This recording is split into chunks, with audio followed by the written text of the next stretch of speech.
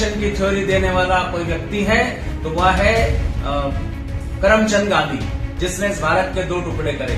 जो राष्ट्र के टुकड़े कर दे वो पिता कैसे हो सकते? इसलिए हम इनका घोर विरोध करते हैं। ये व्यक्ति न तो राष्ट्र प्रेमी है और न राष्ट्रपिता है, न महात्मा है। ये व्यक्ति मेरी निगाह में देशद्रोही है। ये बाबा जी हैं तरुण मुरारी। कहने को तो ये कथावाचक है, लेकिन ये निकले गालीबाज बाबा। कालीचरण ही की तरह ये बाबा जी महात्मा गांधी को गाली देने लगे थे। कहते हैं गांधी जी ना राष्ट्रपिता है ना महात्मा है, ये मेरी निगाह में देशद्रोही है। इस देश में बड़ी दुर्भाग्यपूर्ण व्यवस्था है। हमारी सरकारें ऐसी बाबाओं को सह देती हैं अपनी राजनीतिक इच्छाओं को पूर्ण करने के लिए। सरकारें इन्हें इस्तेमाल करती हैं वोट बैंक बनाने के लिए। बजाय इन पर कार्रवाई करने के इन्हें राजनीतिक सुरक्षा प्रदान की जाती है। देख लीजिए उत्तराखंड में जो धर्म संसद हुआ था, वहाँ जो हेट स्पीच की बातें हुई थी, उन आरोपित संतों को अभी तक कोई गिरफ्तारी नहीं कर सका है। इसका नतीजा ये हुआ कि इनसे प्रेरित होकर बाबा जी तरुण मुरारी भी महात्मा जी को गाली देने लगे थे, लेकिन फिर इनके सुर बदल गए और लगे माफी मांगने, गिड़गिड़ाने लगे कि हमें माफ कर दीजिए, मुझसे गलती हो गई, मुझसे कुछ पत्रकारों ने कहलवा दिया था।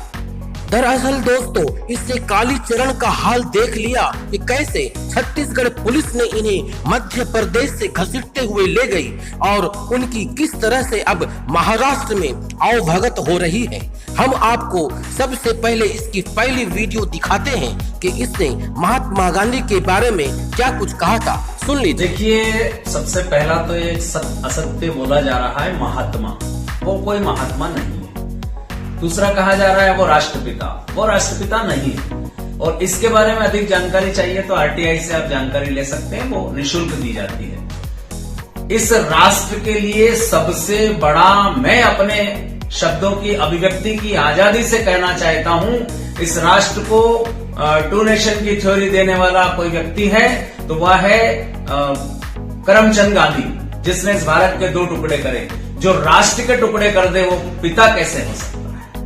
इसलिए हम इनका घोर विरोध करते हैं। ये व्यक्ति न तो राष्ट्र प्रेमी है और न राष्ट्रपिता है, न महात्मा है। ये व्यक्ति मेरी निगाह में देशद्रोही। तो सुना आपने क्या विचार हैं इनके।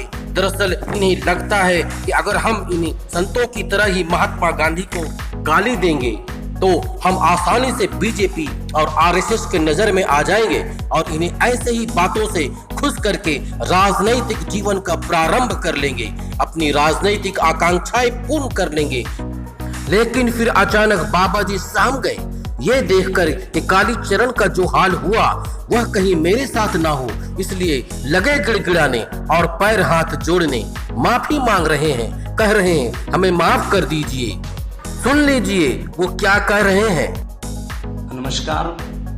अभी कुछ चैनलों में कुछ विषय आया है बापू के बारे में, मेरे द्वारा किसी पत्रकार ने भावावेश में ऐसा कुछ बुलवा दिया है जो मुझे नहीं बोलना चाहिए था, क्योंकि हम जानते हैं राष्ट्रपिता महात्मा गांधी के बारे में पूरा देश जानता है और मेरा अपमान करना या इस प्रकार के शब्दों का विषय नहीं था। सुन लिया आपने ये कैसे गिड़गिड़ा रहा है। इसके सुर ऐसे ही नहीं बदल गए, बल्कि इसने देखा कि किस तरह से रायपुर पुलिस ने कालीचरण को तोड़ा है और अब महाराष्ट्र पुलिस इसकी खबर ले रहा है। कोर्ट ने भी जमानत से इनकार कर दिया है।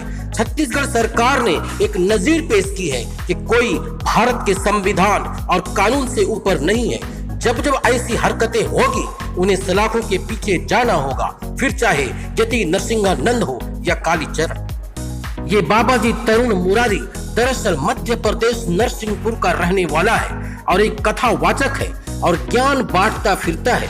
ये महात्मा गांधी के बारे में ज्ञान बांटने वाला शख्स खुद काली करतूत कर चुका है। इन पर मार्च 2017 में एक युवक ने अप्राकृतिक कृत्य का आरोप लगा चुका है। इन पर 6 मार्च 2017 में रायगढ़ जिले के सारंगपुर थाने में 12वीं के छात्र ने मामला दर्ज कराया था। जी देखा आपने ये बाबा जी का हाल। ऐसे ऐसे भरे पड़े हैं भारत में जिन्हें राजनीतिक पार्टियां इस्तेमाल करती रहती हैं। दोस्तों चैनल पे नए हैं तो सब्सक्राइब कीजिएगा ताकि नया अपडेट्स आपको वक्त पे मिलती रहे। धन्यवाद।